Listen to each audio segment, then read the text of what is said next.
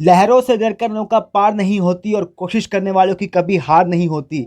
हरिवंश राय बच्चन जी की इस कविता के कुछ छंद के साथ मैं आप सबका स्वागत करता हूं एक बार फिर मेरे यूट्यूब चैनल के ऊपर। तो आज मैं हिमाचल प्रदेश का जो सेट स्टेट रिलेटेड टेस्ट होता है उसका पेपर आपके सामने लेके आया हूँ। ये पेपर हमारे लिए बहुत ज़्यादा इंपॉर्टेंट हो सकता है। ये पेपर हमारे लिए मॉडल टेस्ट पेपर के तौर पर भी कार्य कर सकता है। ये विभिन्न पॉलिटिकल साइंस एग्जाम के लिए बहुत ज़्यादा सार्थक हो सकता है। तो आइए इसको स्टार्ट करते हैं और पहला क्वेश्चन देखते हैं। निम्नलिखित में से कौन गांधी के राजनीतिक दर्शन का सही प्रतिनिधित्व नहीं करता है? तो गांधी जी के जो राजनीतिक दर्शन का सही प्रतिनिधित्व नहीं करता है, हमें इस क्वेश्चन में बताना था। हिंसा का तार्किक विमर्श से विरोधाभास है, तो ये बात सही है। आधुनिक सभ्यता भौतिकवाद को बढ़ावा देती है, तो ये बात भी गांधी जी ने कही थी कि आधुनिक सभ्यता भौतिकवाद को बढ़ावा देती है। शक्ति को विकेंद्रित करने की आवश्यकता है, तो गांधी जी शक्ति को विकेंद्रित कर डिसेंट्रलाइजेशन करने की बात करते हैं। अहिंसक सीधी कार्रवाई, तो अहिंसक सीधी कार्रवाई का लक्ष्य विरोधी के विरुद्ध बल प्रयोग होना चाहिए, तो गांधी जी कभी भी बल प्रयोग की बात नहीं करते हैं, वो अहिंसक तरीके से किसी भी चीज़ को करने की बात करते हैं। तो यहाँ पे अहिंसक अहिंसक बताया गया है, यानी सीधी कार्रवाई की बात की है, हिंसा की बात की गई, तो ये इससे गांधी जी नहीं जुड़े हुए हैं। तलवारों का सिद्धांत संप्रभुता द्वैतवादी सिद्धांत है जो इन पर लागू होता है, तो तलवारों का जो दो सिद्धांत का नियम था वो आध्यात्मिक और सांसारिक प्राधिकार से संबंधित है। मैचिंग से रिलेटेड ये क्वेश्चन था, आइए इसको देख लेते हैं एक बार। तो ये जो फिलोसफी इसका जो मैचिंग है, हमें मैचिंग करना था। तो पहला बेंथम है, बेंथम जुड़े हुए हैं a fragment on government, a fragment on government के साथ बेंथम जुड़े हुए हैं। लॉक जुड़े हुए हैं टू ट्राइज ऑफ गवर्नमेंट के साथ। और जो मैकटेयर है, अलेक्जेंडर मैकटेंगर, माफ़ कीजिएगा थोड़ा प्रोनाउंसिएशन में से गलत हो रहा है, तो ये जुड़े हुए हैं आफ्टर वर्च्यू के साथ। और हीगल जुड़े हुए हैं फिलोसफी ऑफ राइट के साथ। तो इसका मिलान इस प्रकार था, मैकेटायर था वो। तो चौथा क्वेश्चन जो कि इस प्रकार है, निम्नलिखित में से कौन से कथन सत्य हैं? तो हमें बताना था इसके अंदर कौन सा कथन सत्य है। तो हॉब्स के लेवियाथन में स्वतंत्रता का क्षेत्र कानून से सीमित है, तो उन्होंने सही बात है, उन्होंने जो लेवियाथन का क्षेत्र था उसमें पूर्ण रूप से स्वतंत्रता की बात करी थी लेवियाथन के हाथ में ही, तो वो कानून को सीमित करता है कहीं ना कहीं। रॉल्स और नाजिक दोनों को सामाजिक न्याय को स्वीकारते हैं, लेकिन अन्य मसलों पर उनमें मतभेद है, तो ये बात सही नहीं है, क्योंकि रॉल्स और नाजिक दोनों न्याय के ही समर्थक हैं, उन्होंने न्याय की ही बात करी है।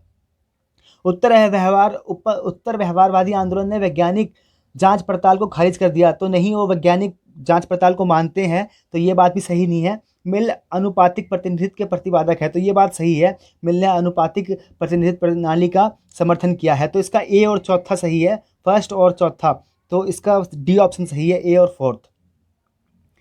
फिफ्थ इंग्लिश में देख लेते हैं, man is by nature A political element, तो ये बात की है, बहुत फेमस कोटेशन है, मनुष्य एक सामाजिक प्रणाली है, तो ये अरस्तु ने करी थी। फिर भी इसको एक बार हिंदी में देख लेते हैं। हाँ, ये रहा इसका हिंदी में, आदमी अपनी प्रकृति से ही एक राजनीतिक पशु है, तो अरस्तु ने बात करी है इसकी। तो छठा क्वेश्चन जो कि रिलेटेड है मैचिंग से, तो आइए इसको मैच कर लेते हैं। इसका पहला ऑप्शन था हु जस्टिस विच रैशनैलिटी, इसके साथ जुड़े हैं अलेक्जेंडर मैकेंटायर। जॉन रॉल्स जुड़े हुए हैं people law of the people के साथ। Liberalism and the limit of justice, इसके साथ जुड़े हुए हैं माइकल सेंडर। और सोर्सेस ऑफ द सेल्फ के साथ जुड़े हैं चार्ल्स टेलर। तो इस प्रकार से इसका मेल था। अगला क्वेश्चन देख लेते हैं जो कि सातवां है, इस प्रकार है, निम्नलिखित में से कौन संबंधित विचारक का सही व्याख्या है? तो इसमें बताना था हमें कौन सी इसकी व्याख्या कर रहा है। तो प्लेटो ने लोकतंत्र को एक पतित और भ्रष्ट व्यवस्था के रूप में प्रतिपादित किया, तो ये सही बात है, प्लेटो ने ये बात कही थी कि लोकतंत्र एक पतित और भ्रष्ट व्यवस्था है। और इसका ऑप्शन देख लेते हैं एक बार, अरस्तु ने लोकतंत्र को एक न्यायपूर्ण, ये अरस्तु ने भी इसकी आलोचना की थी, तो ये न्यायपूर्ण तो हो ही नहीं सकता, ये गलत है। तो पहला तो सही था, सेकंड गलत है। तीसरा, मिल विधायिका के विचार विमर्श में विचारों की विविधता को बढ़ावा देना चाहते हैं, तो ये बात सही है। रूसो को सामाजिक समझौता सक्रिय नागरिकता की मांग करता है, तो ये बात भी सही है। तो इसका ए 3 और 4 इसका सही है, तो ये डी ऑप्शन इसका सही है। माओ के अनुसार निम्नलिखित में से कौन सा विरोधाभास विरोधात्मक है? तो माओ के अनुसार जो विरोधाभास विरोधात्मक था, उन्होंने चीनी लोगों को कंप्रोडर बर्जुआ ये कहा था, डी ऑप्शन तो इसका सही है। नाइन्थ क्वेश्चन जो कि इस प्रकार है, 1920 में मास्को में कम्युनिस्ट पार्टी के दूसरे कांग्रेस में एम एन रॉय ने किस प्रश्न पर लेनिन से तीखी असहमति जताई थी? तो ये सभी चीज़ें थी। औपनिवेशिक थीसिस पे उन्होंने असहमति जताई थी। बुर्जुआओं के इस विचार पर कि औपनिवेशिक देशों की कम्युनिस्ट पार्टी को उपनिवेश में बुर्जुआ मुक्ति आंदोलन में सहायता करनी चाहिए, तो इस पे भी इन दोनों की आपस में नहीं थी। दो सही है तो तीसरा भी इसका सही ही होगा, तो उपयुक्त तीनों इसके सही हैं। गांधी और अंबेडकर के संदर्भ में निम्नलिखित पर विचार कीजिए। तो इन पे हमें बताना है कि गांधी और अंबेडकर के बीच मतभेद किस पे था। तो इस क्वेश्चन में तो छुआछूत पे उन पे मतभेद था, वर्ण व्यवस्था पे भी मतभेद था, अनुसूचित जातियों के आरक्षण के लेकर भी। तीनों के ऊपर अंबेडकर जी और गांधी जी का मतभेद था, तो इसका ए बी सी तीनों सही है। लोकतंत्र का संवर्तनीय मॉडल, कॉन्स्टिट्यूशनल मॉडल किसने दिया है? तो इस क्वेश्चन को हम याद ही कर सकते हैं और कुछ नहीं कर सकते ऐसे क्वेश्चन को, तो आर एंड लिचफर्ड ने इसको दिया है। 12वां क्वेश्चन जो कि मैचिंग से रिलेटेड है, तो आइए इसको मैच कर लेते हैं। तो इसका जो व्यवस्था सिद्धांत है, व्यवस्था सिद्धांत के साथ जुड़े हुए डेविड ईस्टन, ये तो मुझे पता है। तो ए का सेकंड कौन सा है? इसमें भी है, इसमें है। और आधुनिकीकरण के सिद्धांत के साथ जुड़े हुए हैं लिपसेट, जुड़े हुए हैं आधुनिकीकरण के सिद्धांत के साथ। और नव संस्थावाद के साथ जुड़े हुए हैं एलेनीरो आस्ट्रॉम, और निर्भरता सिद्धांत के साथ जुड़े हुए हैं फार्नाडो कार्डोसो। तो इसका मेल इस प्रकार था। अगला क्वेश्चन देख लेते हैं जो कि संबंधित है 13वां। निम्नलिखित जोड़ों में से सही मिलान नहीं है, वह हमें बताना है। तो लोकतंत्र का अभिजन मॉडल तो रॉबर्ट मिशेल के साथ जुड़ा हुआ है। लोकतंत्र की तीसरी धैर्य सैमुअल पिलर के साथ जुड़ी है। केसी बेहरत संघवाद के साथ जुड़ा है, लेकिन जो निर्भरता सिद्धांत है वो इसके लुसियन पाई जी के साथ नहीं जुड़ा हुआ। लुसियन पाई ने ईसीडी मॉडल दिया है, इक्वालिटी, कैपेसिटी एंड डिफरेंशिएशन, विकासशील देशों के अध्ययन के लिए। और निर्भरता सिद्धांत का कहीं ना कहीं ये लिखा हुआ है यहाँ पे, निर्भरता सिद्धांत फार्नाडो कार्डोसो निर्भरता सिद्धांत के साथ जुड़े हुए हैं। तो ये इसका आंसर भी ऊपर से मिल रहा है हमें। अगला क्वेश्चन देख लेते हैं जो कि इस प्रकार है। 14वां क्वेश्चन हमें मैचिंग से रिलेटेड है, तो कर लेते हैं आइए इसको। तो the system analysis of political life, तो ये लिखी है बुक डेविड ईस्टन ने। द पावर एलीट लिखी है मिशेल डब्ल्यू मिल्स ने लिखी है। पॉलिटिकल मैन लिखी है लिपसेट ने लिखी है। बॉलिंग आलोन ने लिखी है। एक ही बच रहे हैं तो यही होगा, रॉबर्ट डी पुटनाम। बाइलिंग अलोन इनकी बुक का नाम था। निम्नलिखित में से कौन अनुपातिक प्रतिनिधित्व व्यवस्था का एक तरीका नहीं है? तो अनुपातिक यानी अनुपातिक प्रतिनिधित्व का व्यवस्था का जो नहीं है हमें बताना था इसके अंदर। तो फर्स्ट पास द पोस्ट, अनुपातिक तो ये नहीं होता क्योंकि इसके अंदर एक जिसको सबसे ज़्यादा वोट मिल जाते हैं उसको विजयी कर दिया जाता है, तो ये अनुपातिक व्यवस्था का मॉडल नहीं है। 16वां क्वेश्चन जो कि इस प्रकार है, निम्नलिखित में से कौन मारिस डुवर्जर द्वारा वर्णित राजनीतिक दल का एक रूप नहीं है? तो मारिस जॉन द्वारा वर्णित जो नहीं था, इसके अंदर जो बुर्जुआ वर्ग है, बुर्जुआ वर्ग नहीं है, जबकि शाखा, सेल और कॉक्स ये राजनीतिक दल के अंदर वर्गीकृत होते हैं, तो बुर्जुआ वर्ग इनसे संबंधित नहीं है।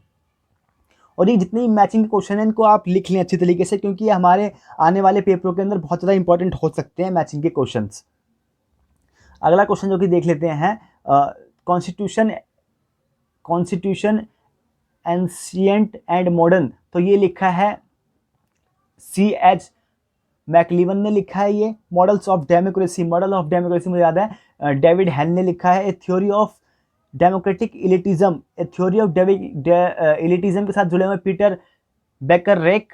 और कैपिटलिज्म, सोशलिज्म एंड डेमोक्रेसी, ये बहुत इंपॉर्टेंट बुक है, इनको याद रखें क्योंकि पीछे एग्जाम में पूछी गई है। तो ये शुम्पीटर इसके साथ जुड़े हुए हैं।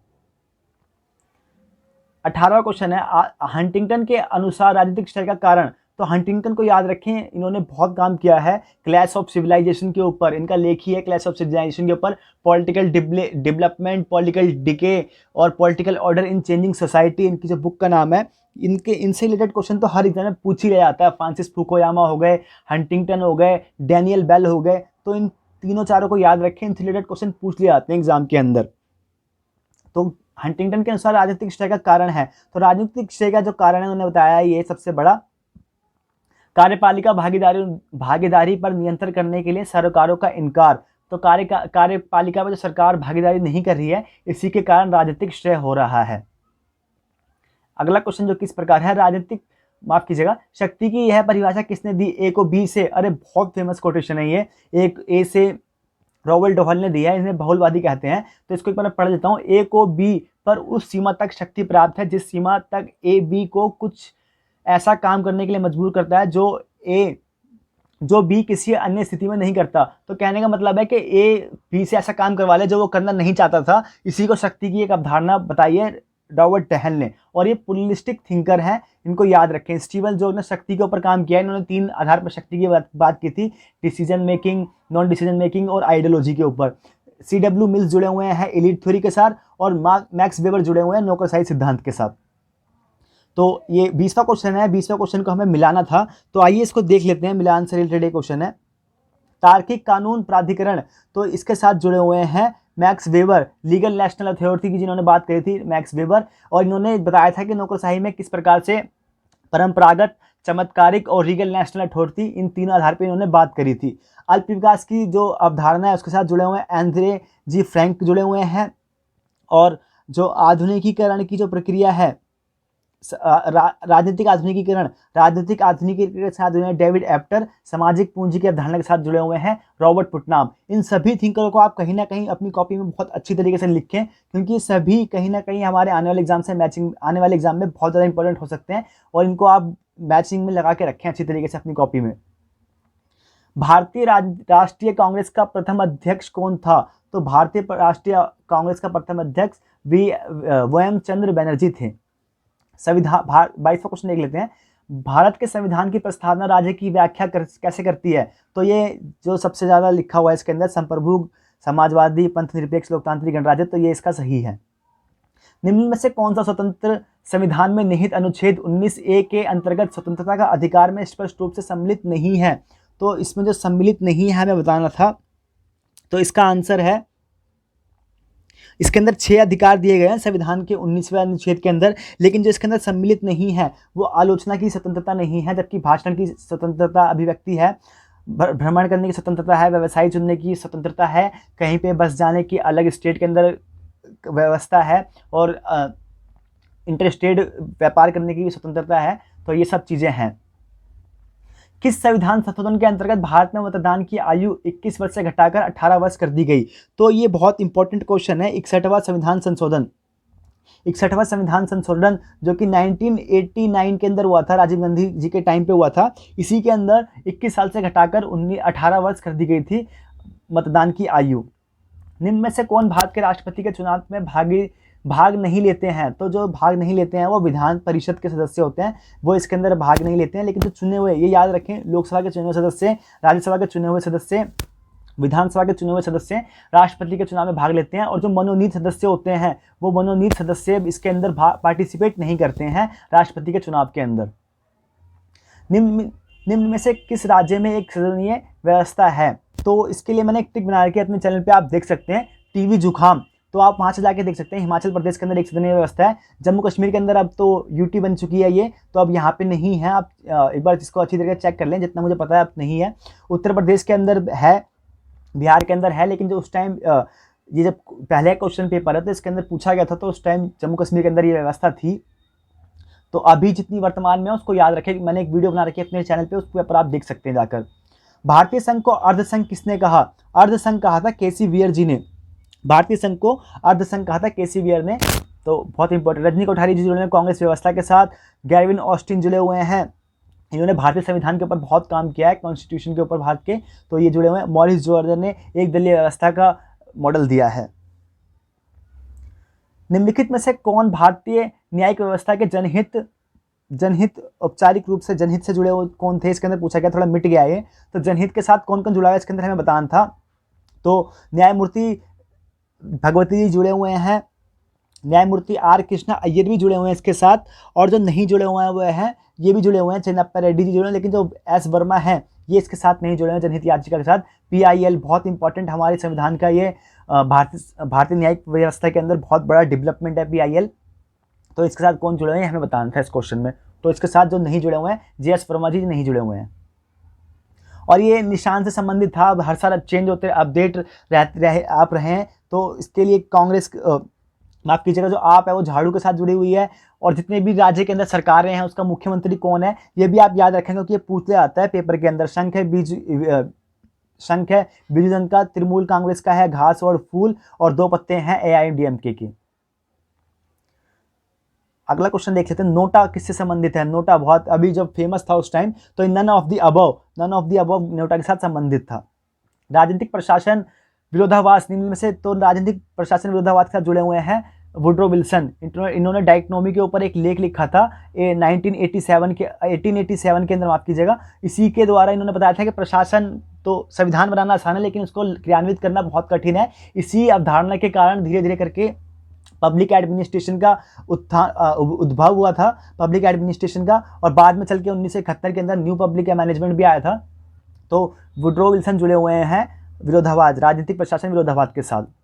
निम्न में से किसको गुलिक ने प्रचारित किया, तो गुलिक ने प्रचारित किया है पोस्ट कार्ड को इन्होंने प्रचारित किया है लूथर गुलिक। ये क्वेश्चन बहुत इंपॉर्टेंट है क्योंकि ये क्वेश्चन पूछा गया था यूजीसी नेट के अंदर, अभी एग्जाम जब हुआ था हमारा, तो उसके अंदर पूछा गया था पोस्ट कॉर्ब के साथ कौन जुड़े हुए हैं, तो इनको याद रखें, बहुत इंपॉर्टेंट हमारे थिंकर हैं ये। प्रिजनियर मॉडल जुड़ा हुआ है विकासशील देशों के अध्ययन के लिए। तो प्रिजनियर जो मॉडल है वो है विकासशील देशों के अध्ययन के लिए, और इसको FW डिग्स ने दिया था, ये भी याद रखें। निम्न में से कौन सी विशेषता वेबर की नौकरशाही के आदर्श मॉडल से संबंधित नहीं है, तो इन्होंने संविदा भर्ती को नहीं बताया है, जबकि इन्होंने एक बार चेक कर लेता हूँ, संविदा भर्ती को बताया था उन्होंने, कॉन्ट्रैक्ट लेवल को उन्होंने बताया था, नियम व्यवस्था को बताया था, निष्पक्षता को बताया था, लेकिन शक्ति केंद्रीकरण की वो बात नहीं करते हैं। शक्ति केंद्र एक हाथ में हो इसकी बात वो नहीं करते हैं, जबकि इन सभी की बात वो करते हैं। एक मिनट, थोड़ा ये ऊपर नीचे हो गया है। तो अगर किसी को ये पेपर चाहिए तो मेरे साथ जुड़ सकता है, यूट्यूब माफ़ कीजिएगा, मेरे साथ जुड़ सकता है, वो मेरे व्हाट्सएप ग्रुप में मेरे साथ जुड़ सकता है, या फिर मेरे साथ टेलीग्राम पे जुड़ सकता है। तो मैं उसको वहाँ पे इसकी PDF प्रोवाइड करवा दूंगा। अगर कोई इंटरेस्टेड है तो वहाँ पे जाके जुड़ सकते हैं वहाँ से। और अगला क्वेश्चन जो कि इस प्रकार था, देख लेते हैं एक बार। सामूहिक कार्यपालिका किस देश की मुख्य विशेषता है, तो सामूहिक कार्यपालिका विशेषता है स्विट्जरलैंड की। यहाँ पे 7 लेजिस्लेचर होते हैं, यहाँ पे बहुल कार्यपालिका है, याद रखें। तो यहाँ पे 7 लोग होते हैं, वही कार्यपालिका है, और वही सारा नियंत्रण करते हैं कार्य पे। तो 36वां क्वेश्चन, निम्न में से कौन सा तत्व निष्पादन बल से जुड़ा हुआ नहीं है, तो निष्पादन बल से जो नहीं जुड़ा हुआ है वो है योजना, नहीं जुड़ी हुई है इसके साथ, जबकि कार्यात्मक वर्गीकरण जुड़ा हुआ है, कार्यक्रम जुड़ा हुआ है, परियोजना जुड़ा हुआ है निष्पादन बल के साथ। नवलोक प्रबंधन किस सम्मेलन से संबंधित है, न्यू पब्लिक मैनेजमेंट। तो न्यू पब्लिक मैनेजमेंट का जो उभार हुआ है वो विनोबिक सेकंड सम्मेलन के बाद हुआ है, न्यू पब्लिक मैनेजमेंट का उभार। 38वां क्वेश्चन जो कि इस प्रकार है, अभिशासन गवर्नेंस शब्द को सर्वप्रथम प्रयोग विश्व बैंक रिपोर्ट 1989 में किस संदर्भ में किया गया था, तो ये किया गया था सब सहारन अफ्रीका के स्टडी के लिए विश्व बैंक ने ये गवर्नेंस शब्द का इस्तेमाल किया था। और 1991 में गुड गवर्नेंस नाम की जो इनकी रिपोर्ट आई थी, इसी के द्वारा विश्व पटल पर गुड गवर्नेंस की स्थापना होती है। तो इसका आंसर था सब सहारा अफ्रीका। निम्न में से कौन संपूर्ण विश्व में भ्रष्टाचार को मापता है, तो जो संपूर्ण विश्व में भ्रष्टाचार को मापने की जो संस्था है वो है भ्रष्टाचार बोध सूचकांक। ये विश्व स्तर पर भ्रष्टाचार को मापने का कार्य करती है। लोकसभा में लोकपाल सर्वप्रथम कब प्रस्तुत किया गया था, तो बहुत इंपॉर्टेंट क्वेश्चन है ये, कई एग्जामों में देखा है इसको पूछा गया है। 1963 के अंदर ये आया था सबसे पहले, लेकिन ये 8 बार आ चुका था भारत के संसद में, लेकिन ये पास एक बार भी नहीं हुआ था। 2013 में जाके पास हुआ है। तो इस बार इसको आप अच्छी तरीके से देख लें एक बार अच्छी तरीके से। अंतर्राष्ट्रीय राजनीति को किस सिद्धांत, अंतर्राष्ट्रीय राजनीति का कौन सा सिद्धांत अंतर्राष्ट्रीय संबंधों की प्रकृति की हॉब्सवादी विशेषता की व्याख्या करता है, तो इसमें बताना है कि हमें कौन सा अंतर्राष्ट्रीय राजनीति का सिद्धांत है जो कि हॉब्सवादी विशेषता का इसकी विशेषता का व्याख्या करता है। तो ये क्लासिकल यथार्थवाद है जो कि हॉब्सवादी विचारधारा से जुड़ा है। इसके अंदर बताते हैं कि वो व्यक्ति सेल्फ केंद्रित होता है, वो अपना हित देखकर ही कार्य करता है। तो ये सारी बातें हॉब्स के साथ जुड़ी हुई थी और यही यथार्थवाद की नींव रखती है आगे। निम्नलिखित में व्यक्तियों में कौन सा अंतर्राष्ट्रीय संबंधों में नारीवाद सिद्धांत का प्रतिपादक है। इस क्वेश्चन को भी याद रखें क्योंकि ये पूछा गया है अभी 2020 के एग्जाम के अंदर। एम टिकनर, इन्होंने 6 आधार पर नारीवादी सिद्धांत में अंतर्राष्ट्रीय स्तर पर व्याख्या करी थी। अंतर्राष्ट्रीय स्तर पर यथार्थवादी अंतर्राष्ट्रीय संबंधों की व्याख्या करी थी नारीवादी, एम टिकनर। निम्न में से कौन सी प्रणाली शक्ति संतुलन को स्थापित करने और कायम रखने के लिए लागू नहीं की जाती है? तो इसमें बताना है कौन सी प्रणाली लागू नहीं की जाती है। तो इसके अंदर है सार्वभौम सहयोग और सामूहिक कार्रवाई इसके अंदर लागू नहीं की जाती है। शीत युद्ध के दौरान परिशोधन कंटोनमेंट की नीति, तो इनका नाम से ही स्पष्ट था, ये ट्रूमैन डॉक्ट्रिन थी। इन्होंने कंटेनमेंट की नीति अपनाई थी शीत युद्ध के दौरान, तो ये संबंधित थे इससे। निम्नलिखित में से कौन सा सिद्धांत निःशस्त्रीकरण से संबंधित है? तो हमें बताना है इसके अंदर कौन सा सिद्धांत निःशस्त्रीकरण से संबंधित है। शांति सिद्धांत है, आर्थिक सिद्धांत भी है, गयात्मक प्रैग्मैटिक सिद्धांत भी है, तो ये सभी इससे संबंधित है निःशस्त्रीकरण से। अगला क्वेश्चन जो कि इस प्रकार है, तटस्थवाद शब्द किससे संबंधित है? तो तटस्थवाद जो संबंधित था वो शीत युद्ध के दौरान था तटस्थवाद, तो ये संबंधित था गुट निरपेक्षता से संबंधित था तटस्थता। ये किसी भी गुट के अंदर सम्मिलित ना होकर अपनी एक अलग चलना था, तो तटस्थ रहना था, इनको किसी गुट के अंदर मिलना नहीं था, तो इसी कारण ये गुट निरपेक्षता नीति आई थी। और इसका पहला सम्मेलन 1961 में बेलग्रेड में हुआ था, ये भी याद रखें। राष्ट्र राज्य और राजनीतिक संप्रभुता के क्षय का कारण है। तो राष्ट्र राज्य और राजनीतिक संप्रभुता का क्षय का कारण है आतंकवाद। आतंकवाद ने कहीं ना कहीं इसको नुकसान पहुंचाया है। नई आर्थिक नीति नई अंतर्राष्ट्रीय आर्थिक व्यवस्था की मांग में शामिल है। तो इसके अंदर ये सभी मांग शामिल है। वैश्विक आर्थिक असंतुलन को ठीक करना, व्यापार और विकास में समानता, तकनीकी स्थानांतरण, तो ये सभी इस चीज़ के अंदर शामिल है। तो इसका आंसर नई आर्थिक व्यवस्था, न्यू की मांग शामिल है, व्यापार, ये सभी है, लेकिन जो मुख्य तौर पर शामिल है, एक बार मैं थोड़ा कन्फ्यूजन हो गया, इसके लिए माफी चाहता हूँ। जो न्यू है NEO, तो इसके अंदर जो मुख्य तौर पे कही गई थी तकनीकी स्थानांतरण, क्योंकि इसके अंदर बात की गई थी जो विकसित देश हैं वो काफ़ी ज़्यादा विकसित हो चुके हैं, लेकिन अविकसित देशों के पास उतनी तकनीक नहीं है, तो ये तकनीकों का हस्तांतरण करें और तकनीकों को इन देशों तक पहुंचाएं, स्थानांतरण करें, जिससे इन देशों का विकास हो सके। तो न्यू की जो मांग थी वो तकनीकी स्थानांतरण से थे, ये भी था कहीं ना कहीं, ये सभी था, लेकिन जो मुख्य तौर पर मांग थी वो तकनीकी स्थानांतरण की मांग थी। निम्नलिखित में से एक राष्ट्र 1991 में आसियान क्षेत्रीय संवाद सहयोगी और 1995 में पूर्ण संवाद सहयोगी बना, इस राष्ट्र की पहचान कीजिए।